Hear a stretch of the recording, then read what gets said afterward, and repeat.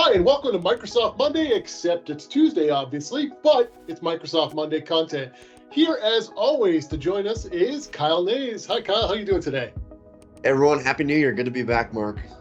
Happy New Year to you as well, Kyle. Thank you so much for joining us here today. I just want to get right into it, so take it away, Kyle.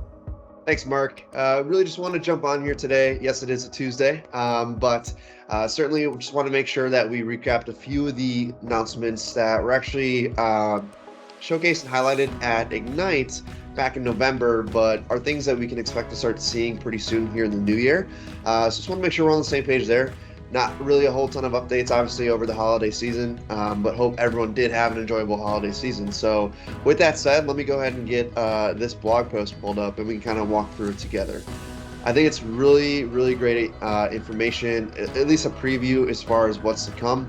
So I want to start with kind of looking at, deploying your Teams rooms on Windows, because there's some great new changes coming to this process that I think IT admins, IT teams are really going to appreciate as they're deploying new rooms, refreshing existing rooms, whatever it may be. But it really comes down to two things, and that is the introduction, or rather official support, of Windows Autopilot and auto login of Teams rooms on Windows. So this will really allow devices to seamlessly sign into the account associated with the device. You just got to plug it in, and with hours, it'll be provisioned, signed in, and ready for users to use. The preview is probably out there with a few of you already, but pretty soon there's going to be more of us that are getting to experience this, save time when it comes to deploying Teams rooms, and also just really kind of take the burden off of IT when it comes to deploying these rooms. We really want to make it as easy as possible. If this is something that you're interested in previewing, but you don't quite have access to, or maybe you want to test it with a few of your devices before you roll it out to your general population, certainly reach out to your Microsoft account team. They can definitely help get you set up with the preview for Autopilot. Now, for devices that won't use Autopilot, whether they're not supported, you're not set up for Autopilot, the list could go on. There's actually also a new feature as well for this when it comes to deployment called one-time passwords. This is especially useful if you're working with a system integrator. This basically eliminates the security risks of needing to share room credentials like usernames and passwords with the person or people that are installing your rooms.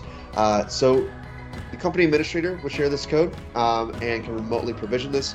But again, a really great way, especially if you're working with integrators. OTPs are now available, so this is something that you can actually actively use right now.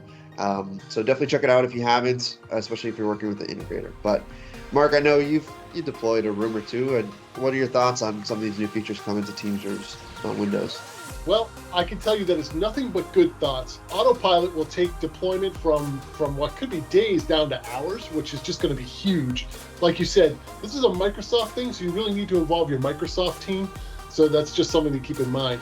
Another great thing is that one-time passcode. I can't tell you how amazing that is to see. And I've seen how it's actually done. It's a very simple process. And if you have questions about that, please reach out and we'll be able to answer that or help get you where you need to go. But my thoughts, generally speaking, Kyle, are that these are amazingly huge step forwards for Teams rooms on Windows.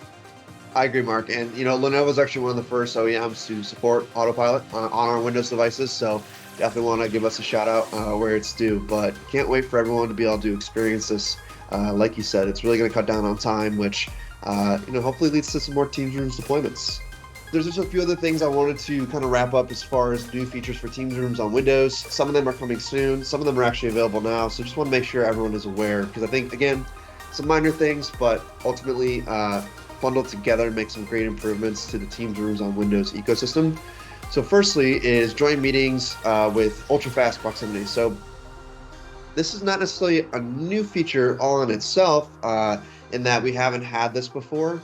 But with ultrasonic proximity, an alternative to Bluetooth, this gives us a little bit better range, or rather changes the range compared to like a Bluetooth low energy type of technology, and it makes it easier and faster to select the correct room from the pre-join screen. Also, meetings are more secure because only people in the room can join the meeting. So this is really kind of taking proximity-based join to a whole nother level, just using a little bit different technology in this case.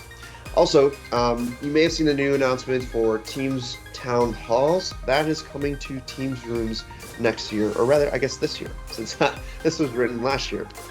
But this will allow Teams Rooms to participate in Team Lives events. So when you're having those great big meetings, town halls, keynotes, all hands meetings, Teams Rooms will now be able to join and participate. So you can get together with a group of your coworkers, jump into a Teams Rooms, and go ahead and participate in this town hall. Also, quick shout out for Surface Hub 3. It'll be a Teams Rooms on Windows device as well. This also includes support for the long requested features like persistent chat and front row layout. And it'll have an 85-inch offering as well. This will be available soon, although in-market Surface Hub 2S can upgrade to the full Surface Hub 3 experience with the Surface Hub 3 pack. So if you're a Surface Hub 2S user, definitely take a look for that. Also, I think this is a really exciting thing, and certainly because a lot of technology that I use, including the camera that I'm on, does have 4K support, but Teams does not supported that in the past. Well, 4K device support is coming. Speaking of Surface Hub, that'll be the first device to support it on Teams Rooms on Windows, but definitely look out for some other devices coming in the new year. The 4K support will just, again, give us some better quality in our Teams meetings. I think it's a welcomed new feature, certainly. Not necessarily something that's a huge gap right now. 1080p is great, but certainly always appreciate some better resolution where we can get it. There's also going to be some new video feed and gallery configurations for Teams Rooms on Windows. And lastly, we're going to get an optimized front row as well. So this comes down to removing the background so that kind of like what we were first told front row would be when it was first announced. It's just going to be a shot of your shoulders and above, nothing to distract you in the background, as well as just giving you some more control as far as what's shared on the screen, whether it's content in focus, chat, what appears on each side of the screen. Microsoft is really giving us a bit more optimizations when it comes to the different screen resolutions. So if you're using 16:9, for example, or even just simply different size screens, front row is going to be better optimized to support a greater range of displays and different views for you in the room. But Mark, with that, I think that's some great features. Just want to make sure we called them out, whether they're available now or coming soon. Really looking forward to trying some of these out myself. You mentioned the town hall thing, and it's a funny thing because we used to do this all the time back when we were at the previous company I worked at, where whole offices would get together in the office for those large town hall meetings, and you'd still have the feel for that large town hall meeting, despite the fact you're just like a smaller satellite office and you couldn't actually go to the main office. So I think that's huge. I think that's it's a feature that I've been asked about many times, and obviously it's going to be a great thing. The 4K, any idea if it's going to support single or dual displays? They didn't give a whole lot of detail nor timeline. So, it could be something we find out more next week, could be a few months down the road, but I'll certainly keep my eye out for it and definitely make sure to share it on a Microsoft Monday when the news breaks. Excellent. I can't wait for that either. I think that that 4K update will be huge. We've experienced a whole lot of people asking us for 4K for years now, and having that 4K available and come down the pike is going to be a wonderful thing. I think it's going to be huge. So that's great news. Thank you for sharing that, Kyle. Of course. Anything else you want to talk about today before we get going? No, that's it, Mark. Just want to keep it nice, short, and easy, and make sure we're all on the same page heading into the new year. So certainly, I think there's going to be a lot of exciting announcements coming. As time progresses here in the new year, a lot of which we got the preview of, and just a coming soon. So definitely, we'll keep my eyes and ears peeled to make sure that we share when those things become available. Excellent. Thank you, Kyle, and thank you as always for being here with us for our Microsoft Monday. Today happens to be on Tuesday, but hey, whatever, it works. So thank you for being here. I want to thank everybody for watching. You have been part of this journey now for 8 months now, and it's been a great journey. I was actually just musing about the 12 Days of Smart Collab videos. We got a ton of views on those. Thank you so much for watching those. If you haven't seen them yet, go check them out.